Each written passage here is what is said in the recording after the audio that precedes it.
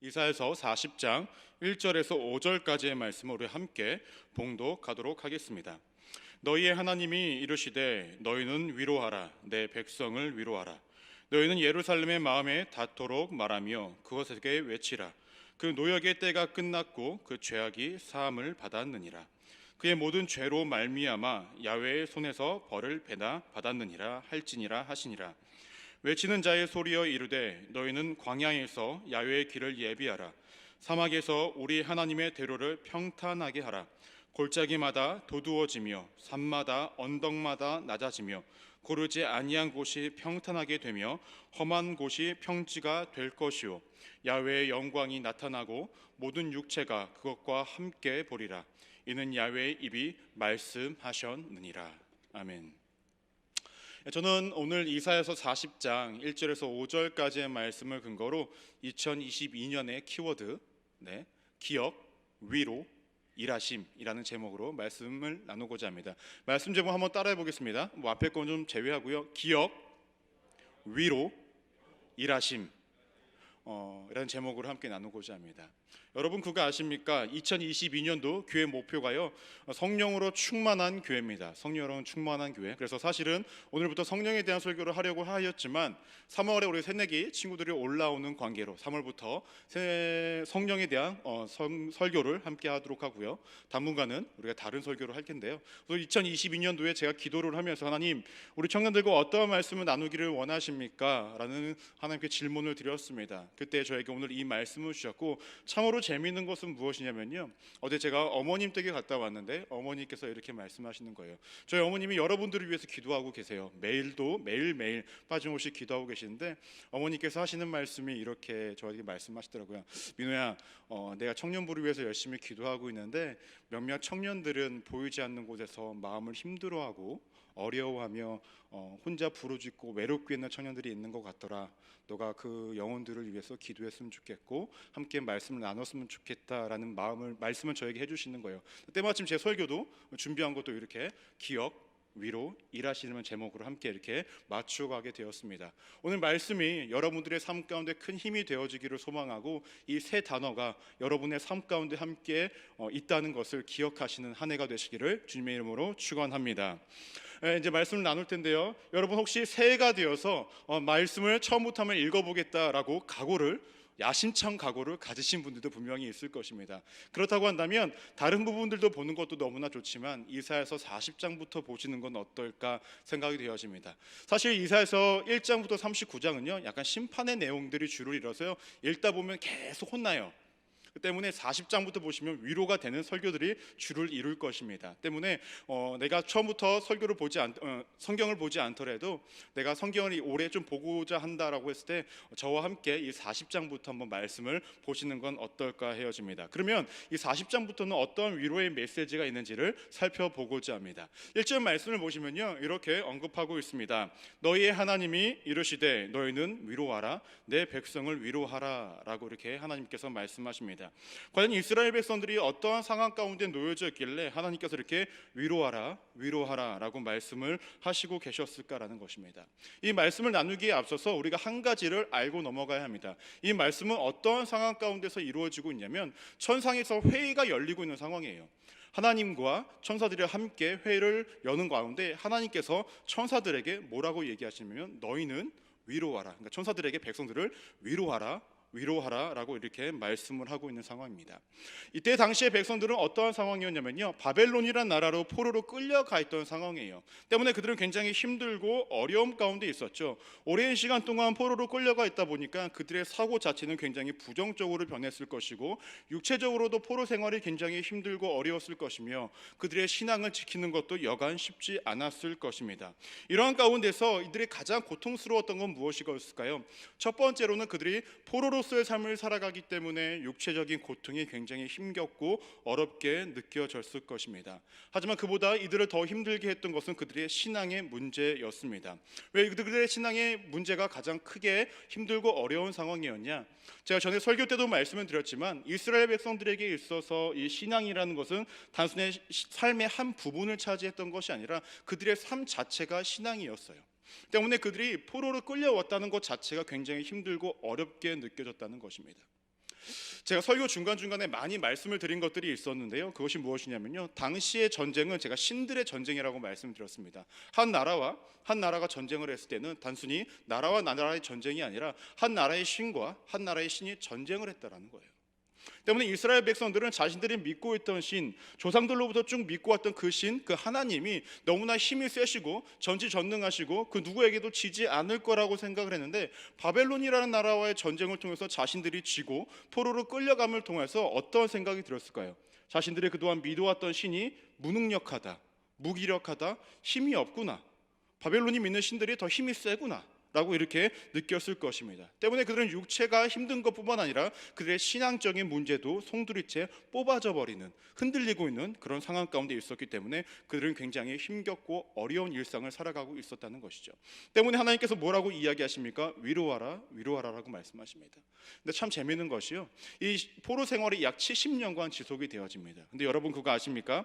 우리나라가 일제 강점기에 살아갔던 시기가요 약 35년 정도 된다고 합니다. 그 기간 동안에 어떠한 일들이 있습니까? 여러분들이 역사 공부를 하셔서 알겠지만 굉장히 힘들고 어려운 일들이 있었죠. 근데 그 시간의 두 배를 누가?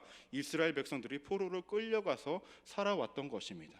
때문에 그들에게 굉장히 큰 위로와 하나님의 도우심과 하나님의 함께하심이 필요했던 시기였다는 것이죠. 근데 여러분 그거 아십니까? 일제 강점기 시대 때에 우리나라 독립군 어르신들께서 왜 그렇게 독립을 외치고 왜 그렇게도 빨리 해방을 원했던지 아십니까? 막상 해방이 딱 되었어요. 그때에 해방이 되었을 때 어르신들은요, 대한독립 만세를 외치며 굉장히 기뻐했다고 합니다. 하지만 어린 친구들은요, 어린 아이들은요 어떻게 했는지 아십니까? 울었다고 합니다. 왜 운지 아십니까? 아이들이 이렇게 말을 했대요. 아저씨, 우리 일본이 망했는데 우리가 왜 기뻐해야 합니까? 라고 아이들이 외쳤다는 거예요. 독립투사들은 단순히 나라의 어떤 해방도 원했지만 아이들이 처음부터 태어났을 때의 일제 강점기 가운데 살아왔으니까 그들의 사고는 어떻게 하죠? 일본화 되어 있었고 그들은 어떻게 하죠? 당연하게 자신이 일본 사람인 것처럼 살아갈 수밖에 없었다는 거예요. 그렇다고 한다면 이스라엘 백성들은 어땠을까요? 70년이라는 시간 동안 포로를 끌려갔으면 그 나라에서 많은 우상신들을 접할 수밖에 없었겠죠. 하나님이 아닌 다른 것들이 그들의 마음 가운데 있을 수밖에 없었을 거고, 하나님은 어느 순간부터 잊혀질 수밖에 없던 상황 가운데 놓여진 것이 이스라엘 백성들이었다는 것입니다. 이렇게 하면서 당연히 그들의 마음과 기억 가운데서는 하나님이 서서히 잊혀지고 있는 가운데 있었을 것입니다. 하지만 사람들은 어떠한 상황과 환경에 적응하면서 살아가다 보니까 어떠한 상황과 환경이 변하면 기존의 것들이 잊고 그러고 지내고 살아가지만 하나님만큼은 이 이스라엘 백성들을 잊지 않고 있었다는 것입니다. 때문에 우리가 첫 번째로 기억해야 할 것이 무엇이냐면요, 하나님은 우리를 기억하고 계시다라는 것을 잊지 말아야 합니다. 한번 우리 고백하겠습니다. 하나님은 우리를 기억하고 계십니다. 사람이라는 존재는 아까도 말씀드렸듯이 상황에 적응하는, 환경에 적응하는 동물들입니다. 때문에 오랜 시간 동안 다른 환경과 상황 가운데 놓여지면 거기서 적응하면서 살아가고 기존의 것은 우리가 잊고 살아갑니다. 이스라엘 백성들에게 70년이라는 시간은 분명히 그러했던 시간이었을 것입니다. 때문에 하나님은 그들의 마음속에 더 이상 존재하지도 않았고 적어도 우선순위가 굉장히 멀리 떨어져 있을 수밖에 없는 시간이었다는 것입니다. 때문에 그들의 마음 가운데 다른 종교가, 때로는 바벨론 사람들이 그들의 문화가 그들의 마음 가운데 가득 있었고 더 이상 하나님을 기억하지 못하는 세대로 살아왔을 것입니다. 하지만 하나님께서는 이 백성들을 잊지 않으셨습니다. 왜 제가 단언코 하나님께서 이들을 잊지 않았다라고 말씀을 드릴 수 있냐면, 출애굽기 12장 40절에서 41절 말씀을 보시면 이렇게 언급하고 있습니다. 이스라엘 자손이 애굽에 거주한 지 430년이라 430년이 끝나는 그날에 야훼의 군대가 다 애굽 땅에서 나왔은즉이라고 얘기합니다. 이스라엘 백성들이 애굽 땅에서 포로 생활을 하고 노예로서의 삶을 살아갔을 때에 그때 그 기간이 430년이라고 이야기를 합니다. 이스라엘 백성들은 하나님의 백성이라고 역임을 받았음에도 불구하고 노예 생활을 430년 동안 해왔을 때에 그들은 하나님을 기억하지 못했지만 하나님은 그들을 기억하고 있었습니다. 뭐라고 언급을 하고 계시냐면, 출애굽기 2장 24절에서 25절 말씀을 보시면 이렇게 언급하고 있습니다. 하나님이 그들의 고통 소리를 들으시고 하나님이 아브라함과 이삭과 야곱에게 세운 그의 언약을 기억하사 하나님이 이스라엘 자손을 돌보셨고 하나님이 그들을 기억하셨더라라고 얘기합니다. 430년이라는 그 긴 세월 동안도 하나님은 그 이스라엘 백성들이 잊지 않으셨는데 70년 동안 하나님께서 이스라엘 백성들이 잊으셨을까요? 잊지 않으셨다는 것입니다. 물론 우리가 연속적으로 힘들고 어려운 상황들이 계속 지속되다 보면 더 이상 하나님은 내 삶에 간섭하지 않으시는구나, 더 이상 내 삶에 개입하지 않으시는구나 라고 하면서도 하나님을 잊곤 하고 잊고 싶어 할 때도 분명히 있을 것입니다. 하지만 하나님은 이스라엘 백성들을 잊지 않고 그들을 위해 무엇인가를 하시기를 소망하시고 이제 일하시기를 원하시고 있다는 것입니다. 그러면서 하나님께서는 단순히 기억하는 것뿐만 아니라 왜 이스라엘 백성들이 포로로 끌려갔고 그들이 왜 어려움을 당하고 있는지에 대해서도 오늘 말씀을 통해서 명확하게 말씀하십니다. 이사야서 40장 2절 말씀을 보시면 이렇게 언급합니다. 너는 예루살렘에 마음에 닿도록 말하며 그것에게 외치라. 그 노예의 때가 끝났고 그 죄악이 사함을 받았느니라. 그의 모든 죄로 말미암아 야훼의 손에서 벌을 배나 받았느니라 할지니라 하시니라 라고 얘기합니다. 이스라엘 백성들은 하나님이 힘이 없어서 자신들이 포로로 끌려왔다라고 생각을 했지만 하나님께서는 내가 힘이 없어서 너희를 포로로 끌려가게 둔 것이 아니라 너의 죄악 때문에 너네가 벌을 받는 것이다, 너네 죄악 때문에 너네가 포로로 끌려간 것이다 라고 명확하게 이야기를 하고 계신다는 것이죠. 그렇기 때문에 하나님께서 뭐라고 말씀하시냐, 나는 힘이 없는 자가 아니라 나는 전지전능한 자다, 그리고 너희를 기억하는 자고 너희를 위로할 자다 라고 이렇게 이야기를 하고 계시는 것입니다.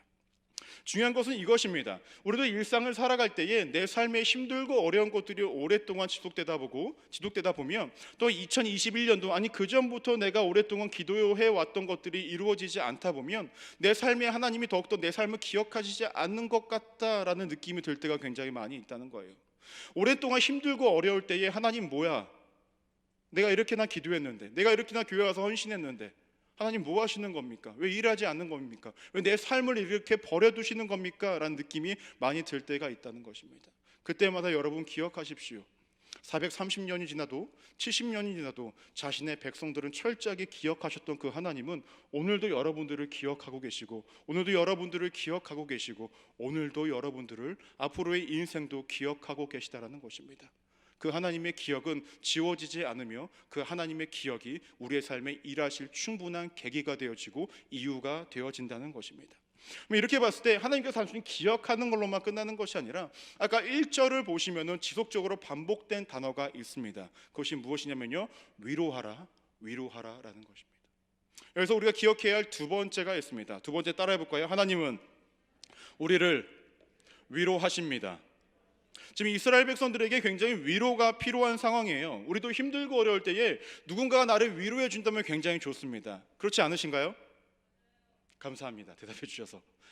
위로를 해주면 너무나 좋아요. 근데 참 아이러니하게도요, 위로를 해주면 참 좋은데요, 사람들이 해주는 위로에 어떤 한계점이 분명히 있다는 것이죠. 첫 번째 한계가 뭘까요?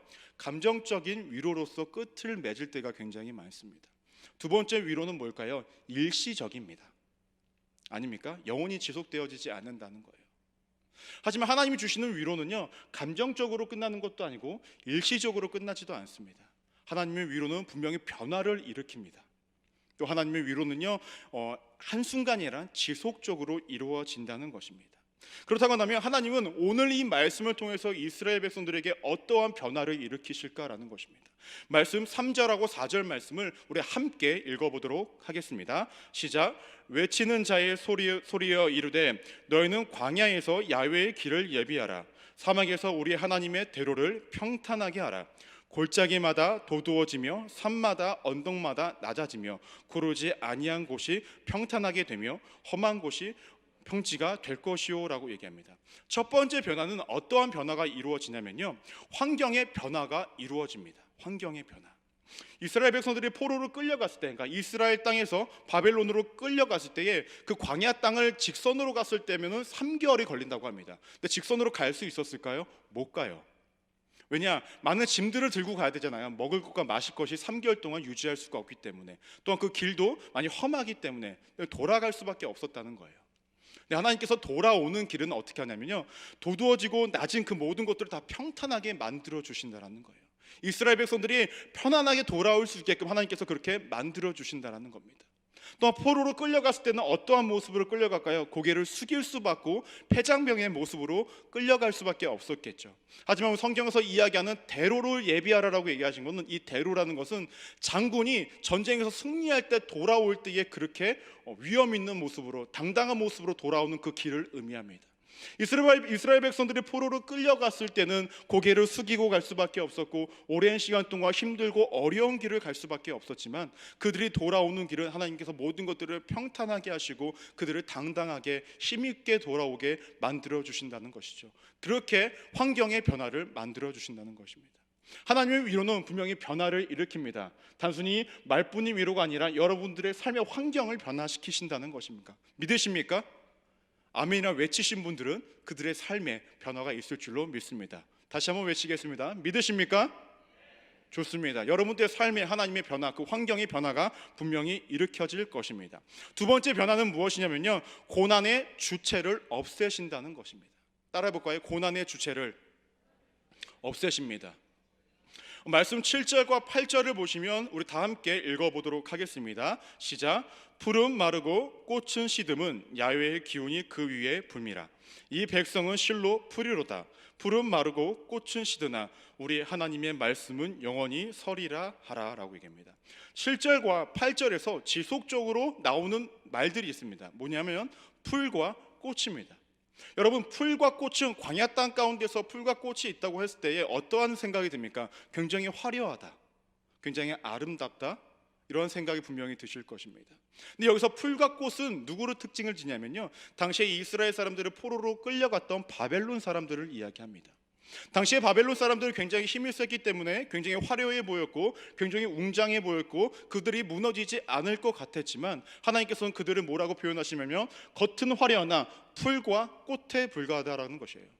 한마디로 일순간에 폈다가 그냥 지워져 버리는, 없어져 버리는 존재에 불과하다는 것입니다. 하지만 하나님의 말씀은 영원히 선다라고 이야기합니다. 여러분들의 삶 가운데 분명히 나를 힘들게 하고 어렵게 하는 부분들이 분명히 있을 것입니다. 그것이 사람이 될 수가 있고, 여러분들의 환경이 될 수가 있고, 또 어떠한 관계 문제가 될 수도 있고, 여러 가지 기타 등등이 있을 것입니다.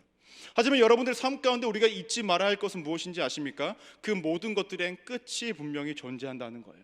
하지만 하나님의 말씀, 하나님 우리를 사랑하신다는 그 마음은 끝이 없다는 것입니다. 그 하나님은 여러분들을 기억하시고 여러분들을 위로하시고 여러분들의 삶을 그렇게 변화시키기를 원하신다는 것입니다. 그 하나님을 믿고 살아가시는 2022년이 되시기를 주님의 이름으로 축원합니다. 오늘 말씀을 보시면 어떠한 기분이 드십니까? 기분이 나쁘지는 않죠. 나를 기억하고 계신다, 나를 위로하신다. 그 위로는 단순히 감정적이고 순간적인 것이 아니라 그 위로는 끝까지 영원히 이루어지고 변화를 일으키신다라는 것입니다. 그럼 여기서 끝날까요? 아니라는 거죠. 마지막으로 우리가 세 번째로 기억하셔야 할 것이 있습니다. 그것은 무엇이냐면요, 하나님은 우리를 위해 일하십니다. 저번 달에도 욥에 관한 큐티를 했었어요. 근데 욥의 이야기를 우리가 들어봤을 때 어떠한 이야기냐면, 하나님이 욥의 삶에 전혀 개입하시지 않는 것 같아요. 그가 굉장히 힘들고 어려운 가운데서 고통당하고 있었고, 자신은 나름대로 신앙생활을 열심히 하고 하나님이 보시기에도 의롭다는 칭찬을 받을 만한 삶을 살았는데, 정작 그의 삶에 고통과 어려움이 왔을 때는 하나님께서 방관하시는 것 같고 하나님은 침묵하셨고 아무것도 안 하시는 것 같았다는 거예요. 때문에 하나님께서, 욥이 하나님께 이렇게 말씀드리죠. 하나님, 이렇게 하시는 것이 옳으신 것입니까? 하나님 정말 공의로우신 분이 맞으신 것입니까? 오히려 세상을 악하게 살아가는 사람이 더 잘 먹고 잘 사는 듯 보이고, 내가 하나님의 뜻을 이루면서 살아가려고 노력했던 나는 고통과 어둠 속에서 살아가고 있는데, 하나님 정말로 살아계시는 겁니까? 하나님이 의로우신 분이 맞으시는 겁니까? 라고 이렇게 이야기하는 것이 욥의 고백이었다는 것입니다. 그때 하나님께서 뭐라고 말씀하시는지 아십니까? 여러 가지 창조물들을 이야기하시면서 욥에게 이렇게 말씀하십니다. 너 이 창조물들이 왜 이렇게 살아갈 수 있는지 아냐? 이 창조물들이 어떻게 이들이 성장할 수 있는지 아냐? 이 모든 질문들을 욥에게 던졌을 때에 욥은 아무런 대답도 하지 못합니다. 왜 그럴까요? 하나님이 자신이 보는 그 관점이 아니라 자신이 보지 못하는 그 관점에서, 그 시각에서, 그 시야에서 하나님은 여전히 일하시고 계셨기 때문입니다. 오늘 말씀으로 돌아오면 이렇습니다. 여러분, 천상에서 회의가 열리고 있다는 것을 이스라엘 백성들이 알고 있었을까요? 모르고 있었을까요? 몰랐을 거예요. 천상에서 천사들과 하나님이 회의를 열고 있다는 것은 백성들은 모르고 있었어요. 왜냐하면 그들의 삶에는 여전히 고난과 고통이 여전히 존재하고 있었기 때문에 그렇습니다. 하지만 중요한 것은 우리가 보지 못하는 곳에서 하나님은 오늘도 우리를 위해 일하고 계시다라는 것입니다. 지금 힘들고 어려우신 분들이 있습니까? 걱정하지 마십시오. 하나님 위해서 열심히 회의하고 계십니다. 그리고 일하고 계시고 우리에게 본격적으로 그 일을 하고 있다는 것을 보여주기를 원하신다는 것입니다. 그런데 우리가 참 힘들 때, 어려울 때가 무엇입니까? 세상 돌아가는 것들, 내 삶에 주어진 환경들, 하나님이 일하시고 있다는 것들이 내 눈에 보이지 않을 때가 굉장히 힘이 듭니다. 그리고 굉장히 어렵습니다. 그리고 하나님이 일하시지 않는 듯 느껴진다는 것입니다.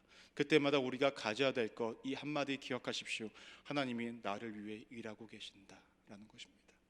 오늘도, 어제도, 오늘도, 내일도, 앞으로도 말입니다.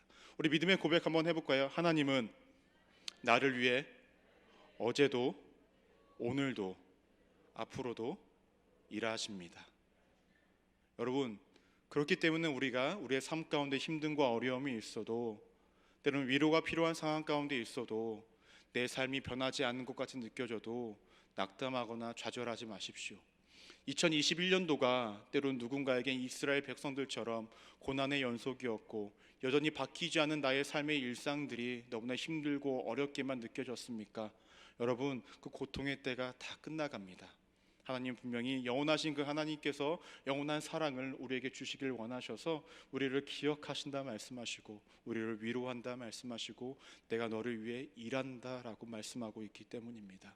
이 말씀이 여러분들에게 위로가 되어지기를 소망합니다. 더 나아가서 2022년도가 이 말씀을 품고 살아갈 때에 삶의 변화와 삶의 어떠한 하나님의 놀라신 축복과 은혜가 가득 채워지기를 주님의 이름으로 축원합니다.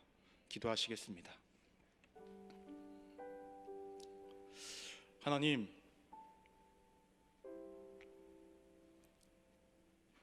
우리 청년들 자신의 힘으로 살아내는 것, 그것이 쉽지 않습니다.